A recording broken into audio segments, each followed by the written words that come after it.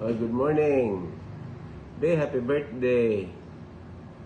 Maura ni baby nga senior citizen. So, gikan rin namo sa bantayan. Happy 65th birthday. You may have more birthdays to come.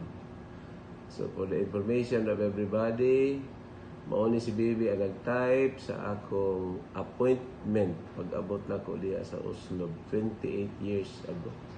To be exact, May 31, 1996. Naapa akong appointment. Ang akong out of office. Siya ay nag-type sa tanan akong mga papers para mas abot na akong sweldo. So, maupod din siya ang akong unang nakitaan sa opisina sa Oslo, sa RTC. So, you may have more birthdays to come. Stay healthy always.